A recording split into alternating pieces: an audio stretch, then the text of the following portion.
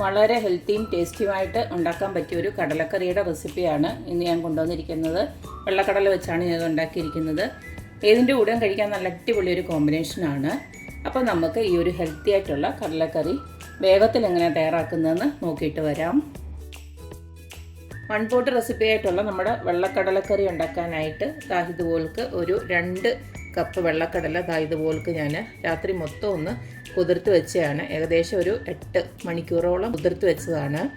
ഇതൊന്നിങ്ങനെ soak ചെയ്ത് വെക്കുന്നത് നമുക്ക് വേഗത്തിൽ ഇത് വെന്ത് കിട്ടും. ഇനി നമുക്കിതിലേക്ക് വേണ്ടത് ഞാൻ ഒരു 4 മീഡിയം സൈസ് സവാള ഇതുപോലൊക്കെ ഒന്ന് അരിഞ്ഞെടുത്തിട്ടുണ്ട്. അതിൻ്റെ കൂട്ടത്തിൽ തന്നെ ഒരു 10 കൊച്ചുള്ളി ഇവിടെ ഒന്ന് റെഡിയാക്കി വെച്ചിട്ടുണ്ട്.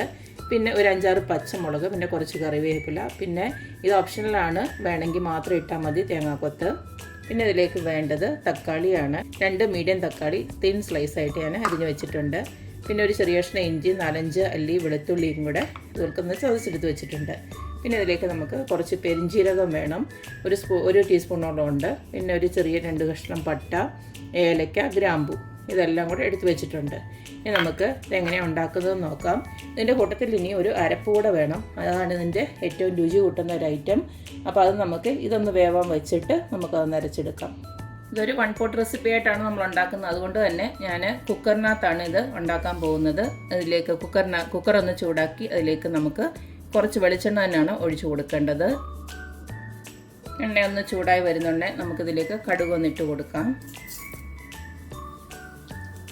കടുക് ഇതുപോലൊന്ന് പൊട്ടി വരുന്നുണ്ടെങ്കിൽ നമ്മൾ നേരത്തെ ഇട്ട് വെച്ചിരിക്കുന്ന പെരിഞ്ജീരകവും പട്ടയും ഗ്രാമ്പൂവും ഏലക്കയൊക്കെ ഇല്ലേ, അതങ്ങോട്ട് ഇട്ട് കൊടുക്കാം.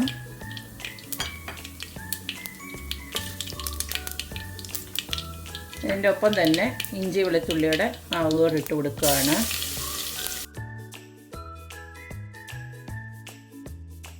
ഇഞ്ചി വെളുത്തുള്ളി ഇട്ട് കൊടുത്തതിൻ്റെ ആ ഒരു പച്ചമണം മാറിക്കഴിയുന്ന തന്നെ നമുക്ക് ആ തേങ്ങാക്കൊത്തുണ്ടല്ലോ അത് ആദ്യം ഇട്ട് കൊടുക്കാം.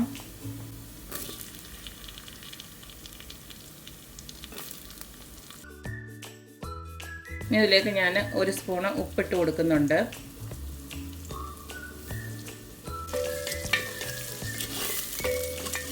അതുപോലെ തന്നെ കുറച്ച് മഞ്ഞൾപ്പൊടിയോടെ ഈ സമയം ഇട്ട് കൊടുക്കുന്നുണ്ട്. ഒരു 1/4 ടീസ്പൂൺ മതി.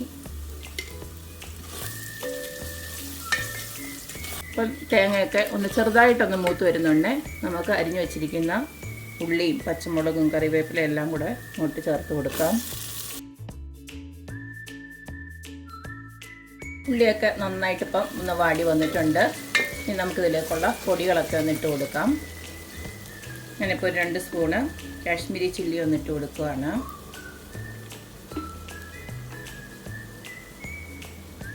അതുപോലെ ഒരു 3 സ്പൂണ് മല്ലിപ്പൊടി ഒന്നിട്ട് കൊടുക്കുകയാണ്.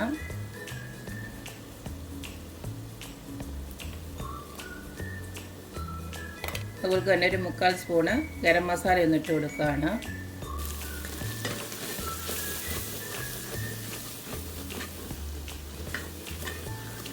ഇട്ട് കൊടുത്ത പൊടിയെല്ലാം ഒന്ന് മൂത്ത് വന്നിട്ടുണ്ട്. ഈ സമയം നമുക്ക് അരിഞ്ഞു വെച്ചിരിക്കുന്ന തക്കാളിയോട് ഇട്ട് കൊടുക്കാം.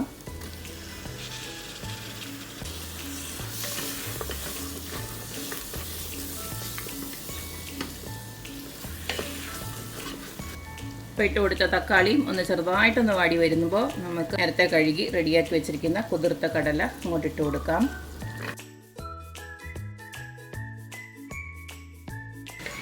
എല്ലാം ഒന്ന് ഇളക്കി കൊടുത്തതിന് ശേഷം ഇതിന് നമുക്ക് വേവാൻ ആവശ്യമായിട്ടുള്ള വെള്ളം ഒന്ന് ഒഴിച്ചു കൊടുക്കാം. ഞാനിപ്പോൾ കുറച്ച് ചൂടുവെള്ളം തിളപ്പിച്ച് വെച്ചിട്ടുണ്ടായിരുന്നു, അതാണ് ഒഴിച്ചു കൊടുക്കുന്നത്.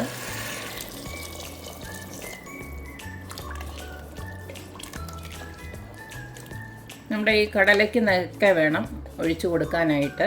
അന്നേരം വെന്ത് വരുന്നുണ്ട് കറക്റ്റ് ഒരു ചാറിനുള്ള വെള്ളം കിട്ടും. പിന്നെ മാത്രമല്ല നമുക്ക് ഇതിനകത്തൊരു അരപ്പ് കൊണ്ട് തയ്യാറാക്കാനായിട്ട് അത് വെന്തതിന് ശേഷമാണ് ഇട്ട് കൊടുക്കുന്നത്. ഈ സമയം നമുക്ക് ഉപ്പൊക്കെ ഒന്ന് നോക്കാം. വേണമെന്ന് വെച്ച് കഴിഞ്ഞാൽ കുറച്ചും കൂടെ ഇട്ട് കൊടുക്കാം.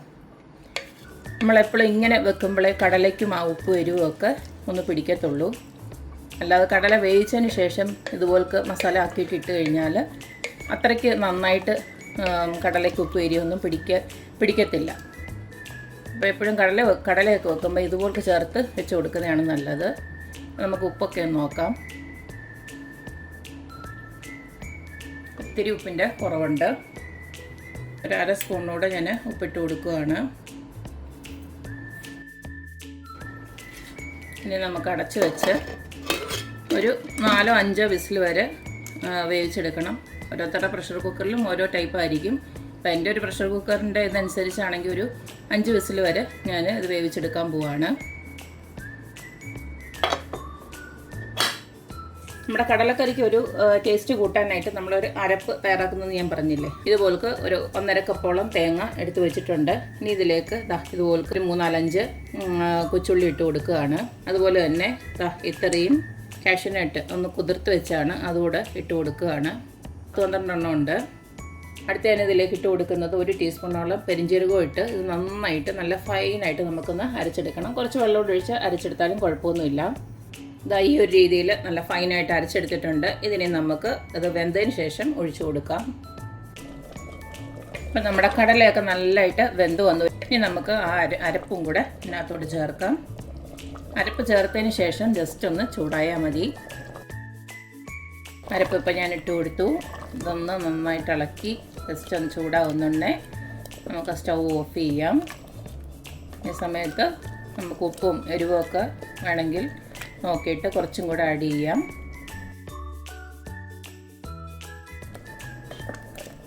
അപ്പോൾ ഇട്ട് കൊടുത്തിരിക്കുന്ന ഉപ്പും എരിവും എല്ലാം കറക്റ്റാണ്. അപ്പോൾ ഇത്രയേ ഉള്ളൂ. ഒരു 1 പോട്ട് റെസിപ്പി ആയിട്ട് ഉണ്ടാക്കി ഈ ഒരു കടലക്കറി നല്ല ടേസ്റ്റാണ് കേട്ടോ. ഈ ഒരു തേങ്ങാക്കൂട്ടൂടെ ഒഴിച്ച് കൊടുക്കുമ്പോഴാണ് അതിൻ്റെ രുചി ഒന്നും കൂടെ കൂടുന്നത്. ഈ ഒരു കടലക്കറി നല്ല ഹെൽത്തിയുമാണ്, അതുപോലെ തന്നെ ഇതിൻ്റെയും കൂടെ നല്ലൊരു കോമ്പിനേഷനുമാണ്. അപ്പോൾ എല്ലാവരും ഇതുപോലൊക്കെ ഒന്ന് ഉണ്ടാക്കി നോക്കുക, അഭിപ്രായങ്ങൾ അറിയിക്കുക. അപ്പോൾ എപ്പോഴും പറയുന്ന പോലെ തന്നെ എൻ്റെ റെസിപ്പീസ് ഇഷ്ടമുള്ള എല്ലാവരും please like, share and subscribe. അപ്പോൾ ഇനിയൊരു അടിപൊളി വീഡിയോ ആയിട്ട് വരുന്നവരേക്കും ബൈ.